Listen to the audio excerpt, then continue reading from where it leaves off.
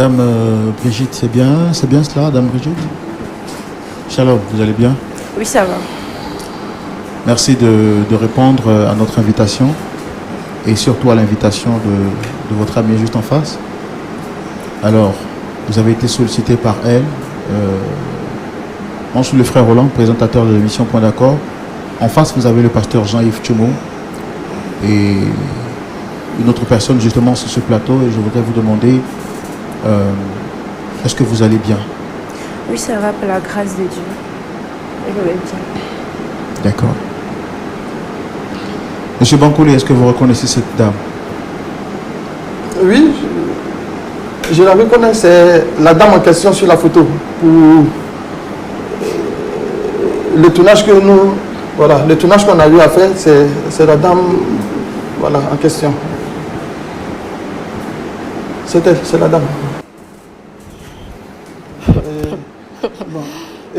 Bon, écoutez, non, s'il te plaît, je ne vais pas venir exposer ma vie privée ici.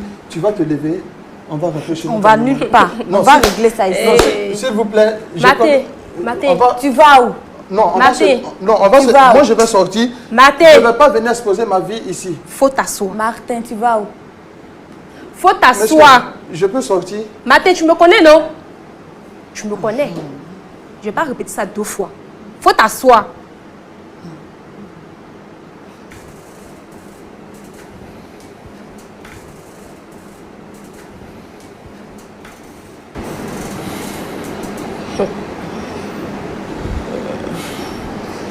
Alors, vous étiez en train de nous dire que c'est la dame avec la... Je peux comment on dit, je peux avoir un peu d'eau, pardonnez. Tu veux quelle eau? Je ne me sens pas bien.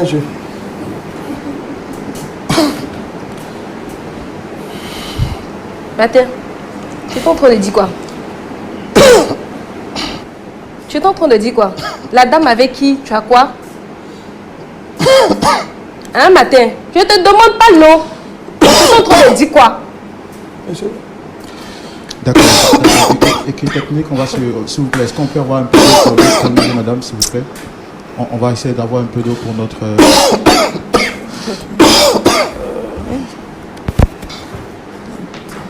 Allez-y, buvez juste un peu.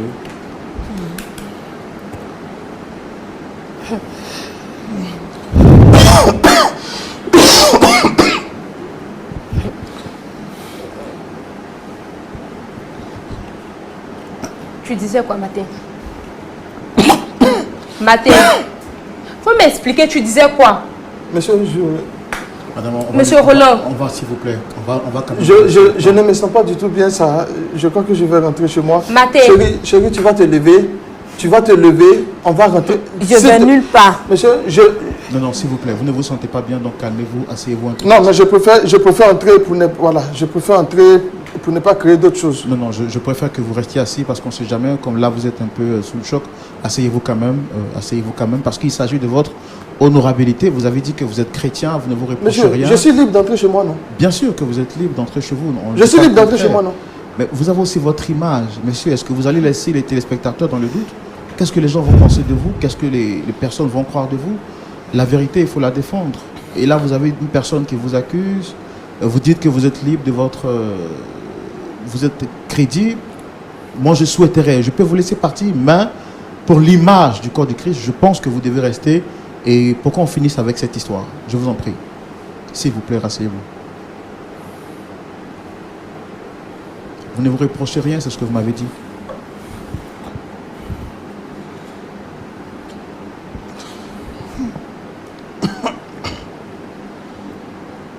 Ça va. Ça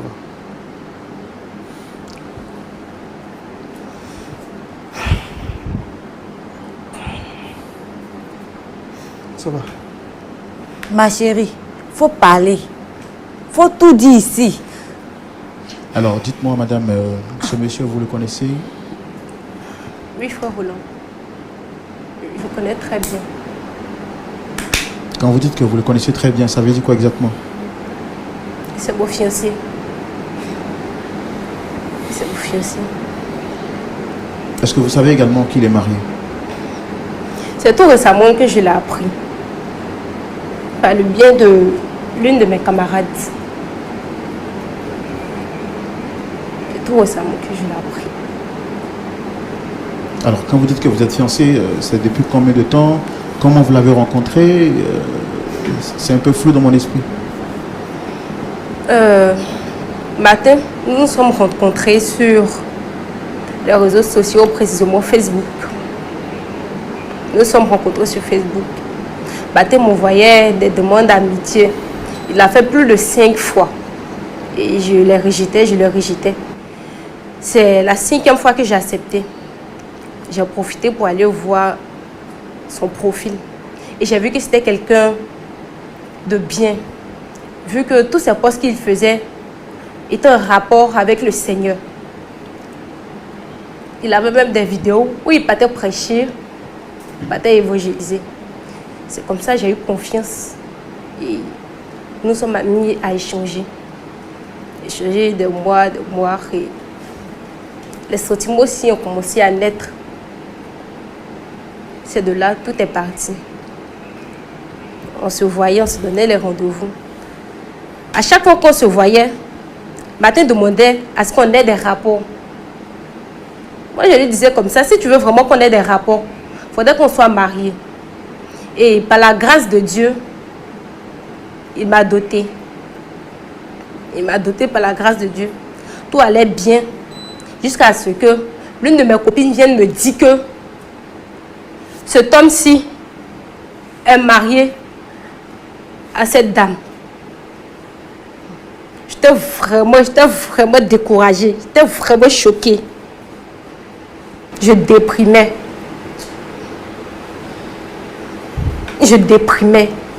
Et par la grâce de Dieu, j'ai repris un peu. Je suis allée en rencontre de la dame. Ça fait combien de temps que vous avez fait votre dot? 7 mois. Ça fait maintenant 7 mois qu'il m'a adopté. Ça fait vraiment 7 mois. Mais toi, tu ne perds rien pour attendre. Apparemment, tu as oublié d'où tu viens. N'est-ce pas? Tu as oublié d'où tu viens. C'est grâce à moi que tu peux marcher la tête haute.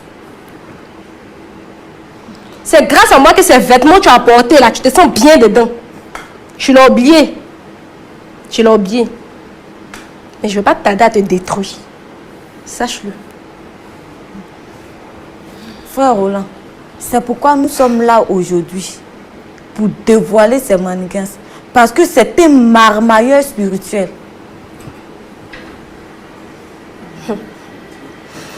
Un marmailleur spirituel. Monsieur Martin, vous avez quelque chose à dire? Vous nous avez dit tantôt que c'était juste une dame avec qui vous avez fait des photos. Après, vous nous avez dit que vous ne vous reprochez rien, que la seule personne que vous attendez, c'est le retour de Jésus. Parce que votre vie est pure comme la lumière du jour. Là, vous avez 2 femmes sur le plateau qui disent avoir été dotées par vous, le seul homme, dans la promesse d'un futur mariage. Et grave, elles nous disent qu'avant même que vous puissiez avoir de faire la dot avec elles, vous leur demandiez d'avoir une relation intime. Alors que vous affichez l'aspect de quelqu'un de crédible, de sérieux. Pourquoi cette double vie?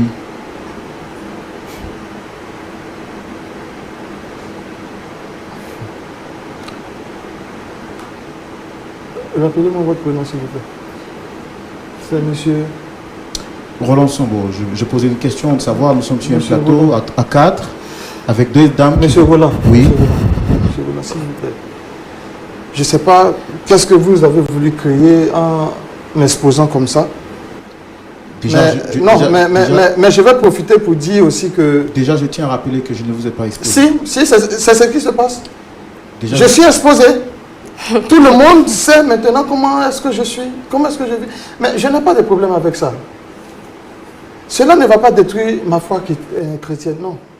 Tu vas arrêter un peu avec ça. Tu vas arrêter un peu avec ça. Je suis chrétien. Martin, tu vas arrêter un peu avec ça. Je reconnais que je suis chrétien. Tu vas arrêter un peu avec ça. Mais, Monsieur Roland, oui. Ma foi chrétienne, là, je l'ai toujours. Je suis toujours chrétien. Oh, Seigneur. Personne ne va me dire quoi que ce soit sur cette histoire de dot. Dans la Bible, Abraham avait combien de femmes? Abraham avait combien de femmes dans la Bible?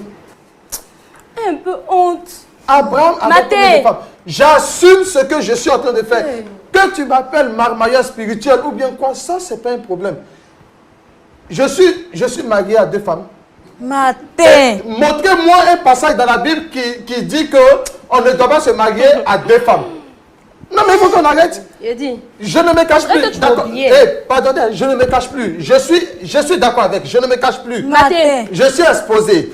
J'assume que j'ai marié 2 femmes. J'ai doté 2 femmes. Maintenant, montrez-moi un passage dans la Bible qui dit qu'il est interdit de se marier à 2 femmes.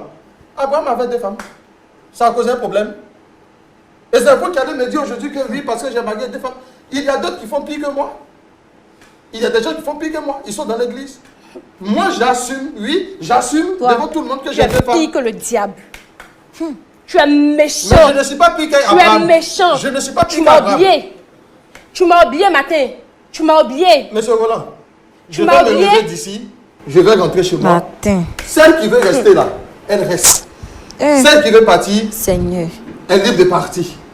Mais moi, j'assume aujourd'hui aux yeux et aux yeux de tout le monde que j'ai doté 2 femmes. Pourquoi vous promettez la dot aux femmes dans l'espoir de les marier et vous couchez avec elles et après aujourd'hui c'est sur un plateau que vous leur affirmez que vous assumez votre responsabilité de marier des femmes? Est-ce que vous leur avez dit ça dès le départ? De la manière dont on fait pour savoir que j'ai doté 2 femmes, elles allaient faire pour savoir qu'un jour j'allais marier aussi 2 femmes. Donc le souci il est où? Martin. Le souci il est où? Donc Tu vous vas n'avez pas aucun arrêter remords ça. par rapport à ce que vous venez de faire? Je n'ai aucun remords. Je n'ai aucun remords parce que la Bible même n'a jamais dit on ne doit pas se marier à 2 femmes. Mais je suis mis dans Si, quoi? si c'était écrit dans la Bible quelque part qu'on ne doit pas se marier avec 2 femmes, aujourd'hui moi j'allais regretter. Mais c'est pas écrit quelque Est-ce part. que vous fréquentez toujours votre assemblée d'origine? Bon, là n'est pas la question actuellement. L'essentiel, je continue de partir à l'église, je suis chrétien, je garde toujours ma foi chrétienne. C'est tout. Pourquoi dès le départ vous aviez peur de l'affirmer quand je vous posais les questions? Ici à la fin parce que vous êtes exposé. Est-ce que vous dites la vérité parce que vous êtes exposé ou vous le dites parce que vous l'assumez? Là, qu'est-ce que je peux faire? De la manière dont vous m'avez exposé, qu'est-ce que moi je peux dire encore? Je ne peux plus nier. Oui, j'ai doté 2 femmes. Martin, J'ai doté 2 femmes. est-ce que tu m'as aimé? Tu m'as déjà aimé? Abraham a aimé ces 2 femmes. Je vous aime, j'ai doté 2 femmes. Et je suis avec ces 2 femmes. Monsieur Roland, je suis avec ces 2 femmes. D'accord. Voilà. Merci beaucoup. Celle qui veut rester là, elle reste. Celle qui veut partir, elle s'en va. D'accord. Merci beaucoup. Merci beaucoup. Merci de votre point de vue. Je on peux va partir? laisser. Non, non, on va rester. On a déjà terminé. On va laisser le pasteur qui va clore cet échange et puis vous pourriez rentrer chez vous en toute liberté. Nous ne sommes pas ici pour vous juger. Le point de vue de notre pasteur consultant, c'est tout de suite dans la rubrique à la loupe de la parole. Pasteur Tchoumou. Oui, mon frère Roland. Nous sommes sur ce plateau avec 3 personnes, un homme au milieu. Oui. On pourrait dire un homme pour 2 femmes, venu sur ce plateau et clamant son innocence. J'avais moi-même perdu les mots. Je me suis dit que son épouse s'était juste laissée juste emporter par les émotions. Jusqu'à ce qu'on ait invité à la demande de son épouse une autre dame pour comprendre que ce qui brille n'est pas forcément de l'or. Il a fini par nous dire qu'il assume le fait d'être polygame et que Abraham était polygame. Cela n'a pas contraint Dieu à le rejeter. Plein d'autres hommes de Dieu dans la Bible étaient polygames et donc lui, il assume sa polygamie. Vous avez la parole, pasteur. Merci Roland. Ma fille, comment tu t'appelles? Jacqueline. Jacqueline. D'accord.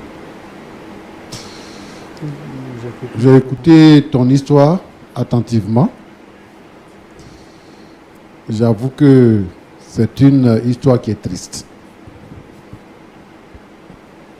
Mais je veux dire ceci.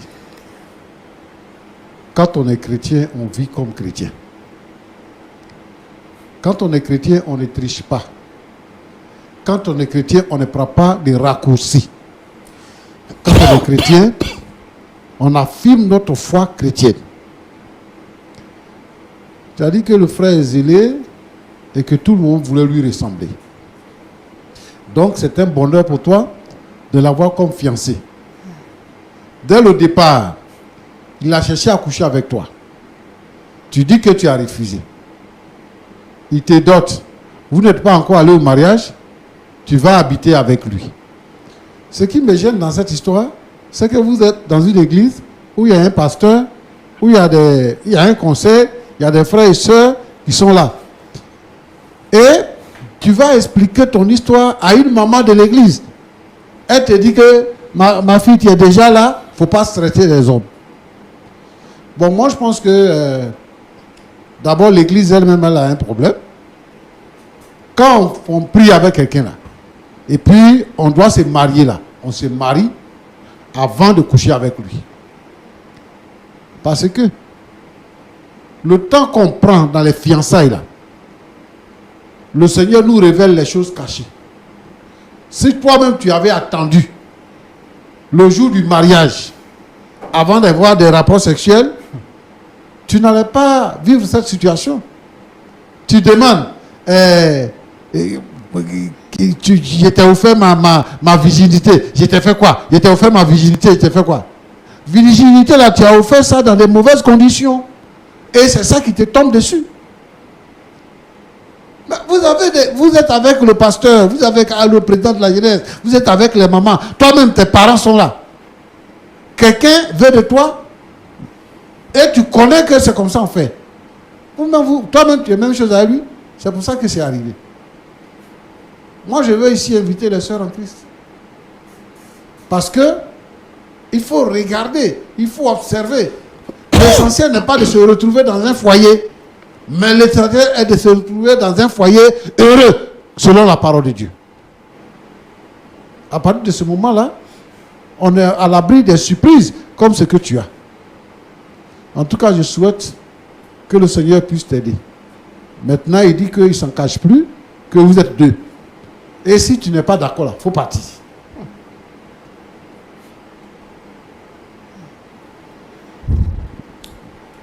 Ok. Mon cher Martin. Martin. Oui, monsieur. Pasteur. D'accord. Lui, pasteur. Voilà. Bon. Quelle image tu veux donner à l'église? Vous me posez une question. Quelle Oui. image je veux donner à l'église? Oui. Quelle image Abraham voulait donner à Dieu? Qui Vous est êtes Abraham? pasteur. Qui est Abraham? Le même Abraham qui est dans la Bible. Le même Abraham? Oui. Tu dis il a fait quoi? Non, quelle image Abraham voulait donner aussi à Dieu? Si vous pouvez répondre, moi je vous réponds tout de suite. Je ne suis pas venu exposer ma Tu dis que tu es un chrétien. Essayez d'être plus Tu as dit que tu es un chrétien. Et ta deuxième femme là, elle dit que elle a vu ton profil. Tu évangélises, tu fais ceci et cela. Et c'est ça même qui a convaincu Jacqueline. Et puis elle s'est attachée à toi.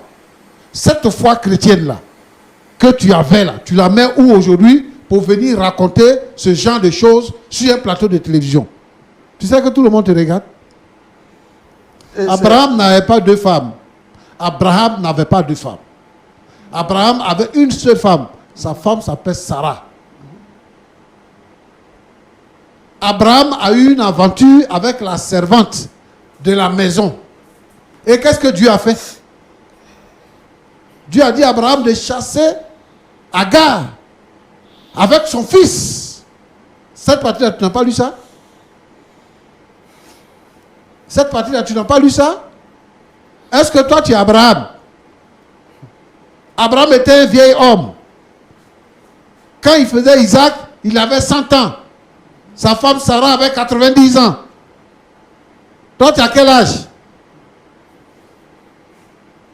Écoutez, tu dis que la Bible n'a pas interdit la polygamie. La Bible n'a pas interdit la polygamie? Tu es sûr de ce que tu affirmes? Bien sûr. du début à la fin, la Bible a interdit la polygamie. D'abord à la création.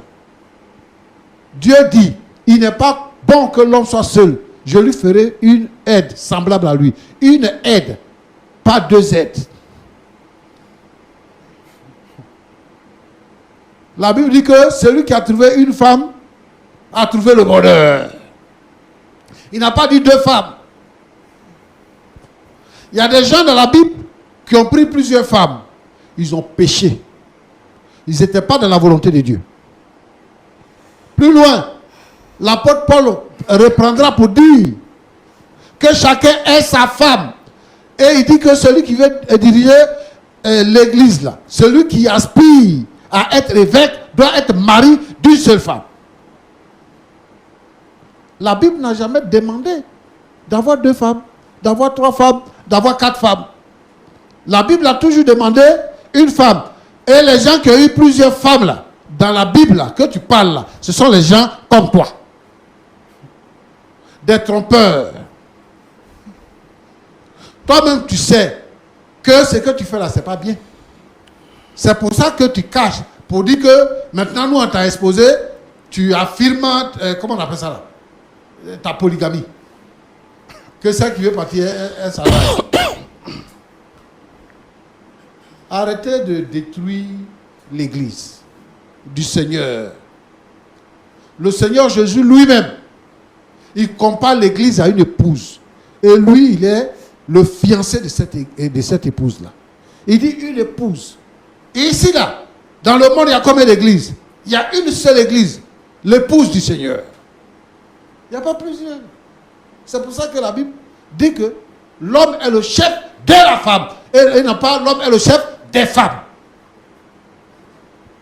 Bon, aujourd'hui, vous développez des pensées anti-bibliques pour justifier votre vie de pécheur, votre vie d'adultère, votre vie tordue là. Vous trouvez des tournures pour justifier cela. Vous faites des...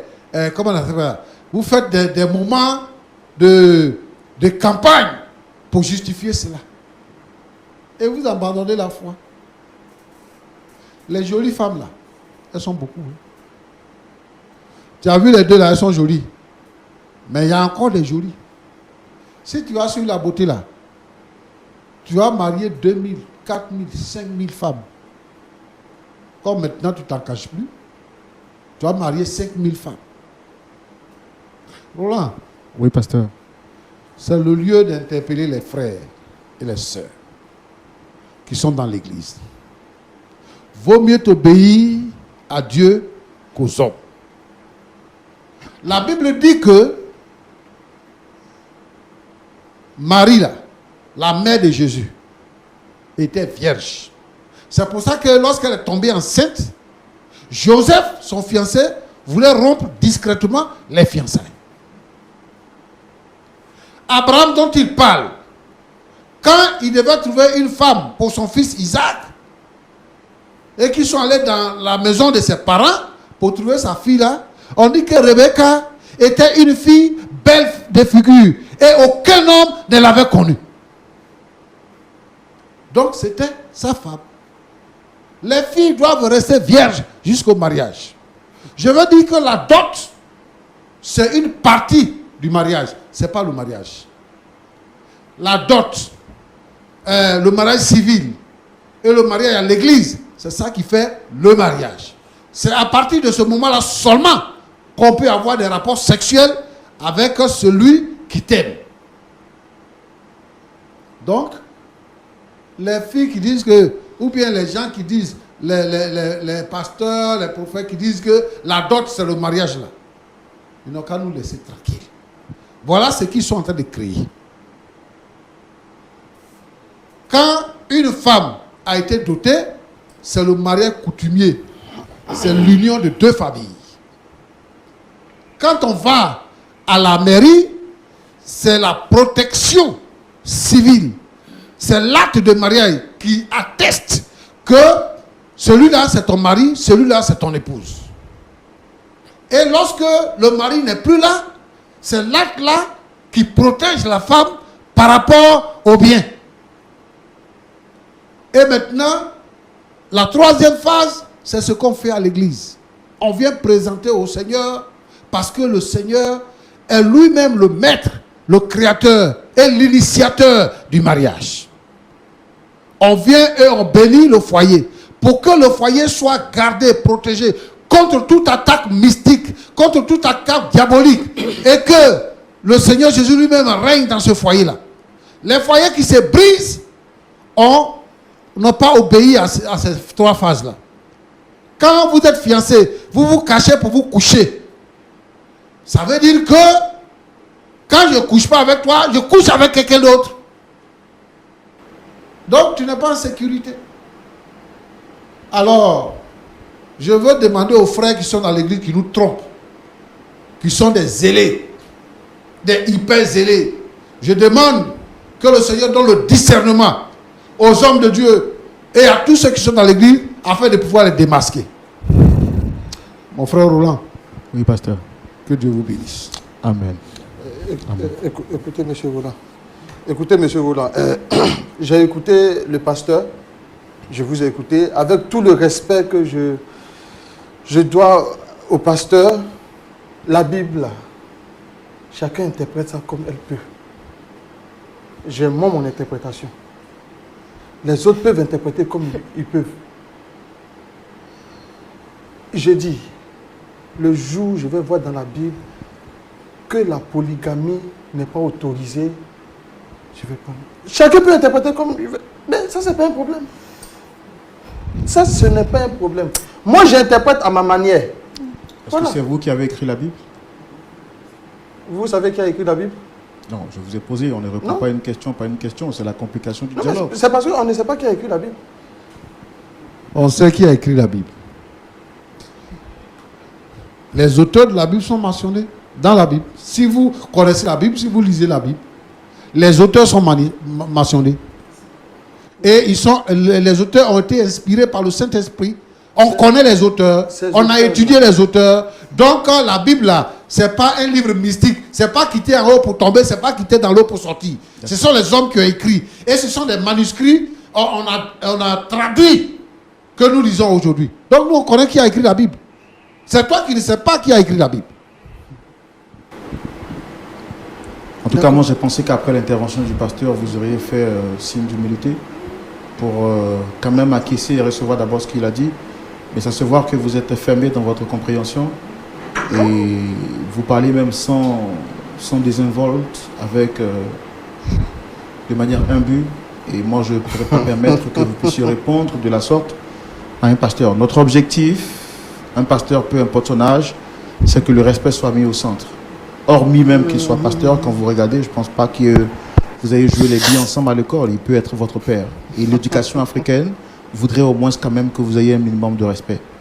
Mais ça se voit sur ce plateau que vous êtes ancré dans votre position. Notre objectif, ce n'est pas de discuter votre opinion. Ce n'est pas un plateau de débat. On respecte votre point de vue. Et nous, on dit très cher, madame, je pense qu'on a fait tout ce qui était à notre pouvoir pour essayer de trouver un point d'accord. Mais on peut le voir, votre mari est irraisonnable et à l'impossible, vraiment nul n'est tenu. Je pense que vous avez la parole en 30 secondes après ce que le pasteur vient de dire. Vous souhaitez rajouter quelque chose? Je voudrais dire merci au pasteur pour ses conseils. Je vais en tenir compte. Vraiment, pasteur, merci beaucoup pour ce que vous avez dit. Ça m'a beaucoup édifié. Merci beaucoup. À vous également, quelque chose à rajouter? Toi aussi, tu as couché avec lui, c'est ça? Oui, pasteur. Ok. Alors, il dit que vous avez le choix, c'est soit vous restez, soit vous partez. Désormais, il est polygame, vous avez quelque chose à rajouter? Il m'a montré son vrai visage ce soir. Il m'a montré son vrai visage. Je ne savais pas que c'est comme ça que tu étais, Martin. Et je suis vraiment sans mots. Moi, j'avais déjà vu ton vrai visage. Tu me décourages.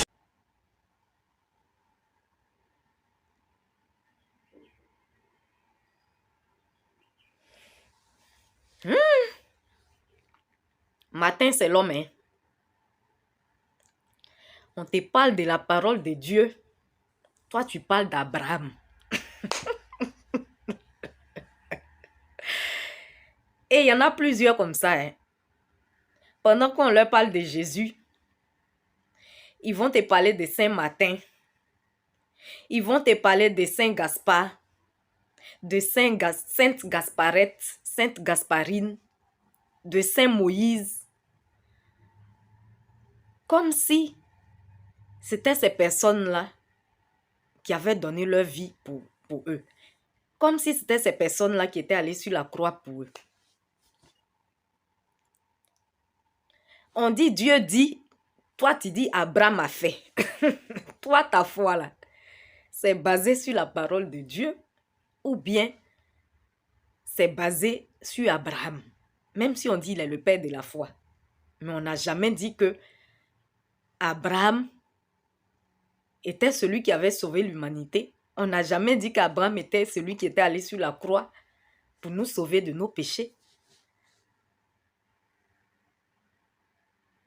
Et les frères comme Martin, là, ils sont pleins dans les églises. Pleins sur les réseaux sociaux. Pleins dans nos entourages.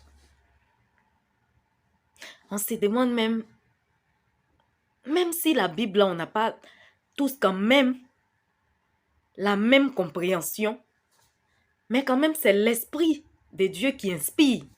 Si tu demandes à l'Esprit de Dieu, quand même l'Esprit ne se contredit pas, même si vous ne comprenez pas exactement de la même manière. Mais quand même l'idée générale y est.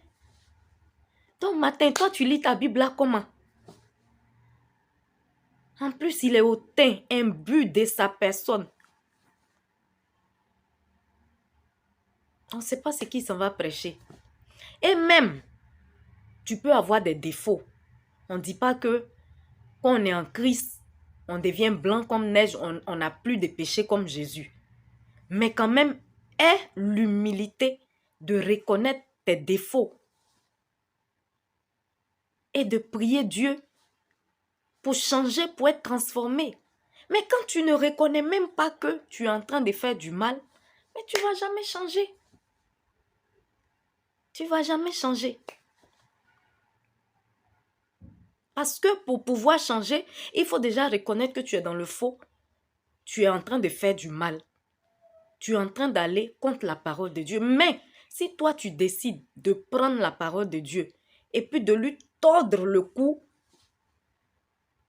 mais tu vas toujours rester dans tes péchés.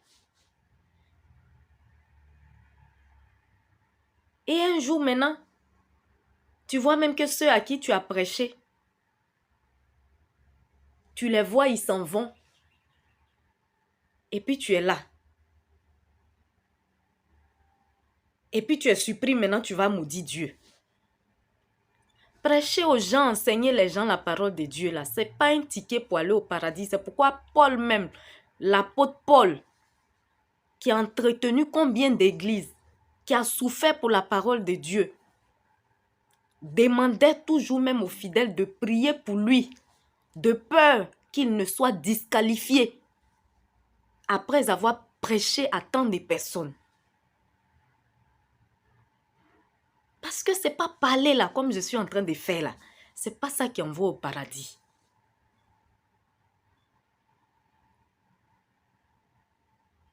C'est à la dernière minute là. Comment dans ton cœur, ce que tu as fait, ce que tu as gardé de la parole de Dieu là, et ce que tu en as fait là, c'est ça qui t'ouvre la porte du paradis ou bien qui t'ouvre l'autre porte. Le grand apôtre Paul. Toi, Martin, tu ne vas pas dire que tu peux te comparer même à Paul? Tu ne peux pas? Est-ce que de nos jours là même on peut trouver des Paul? Mais lui-même il dit, priez pour moi de peur que je sois disqualifié. C'est-à-dire que de peur que si Jésus venait là, moi aussi je ne sois pas enlevé. De peur que si je mourais là, que je n'aille pas ailleurs, dans un autre lieu que le paradis. Donc vraiment l'humilité là, nous devons cultiver ça. Parce que les gens, comme les matins, là, c'est des gens qui sont vraiment très dangereux. Et il a la parole. Regarde comment il maîtrisait l'autre femme, là. Quand il parle comme ça, même là, elle ne peut plus rien. Mesdames, on a dit soumission. Soumission, là, ça ne veut pas dire qu'on a perdu son cerveau.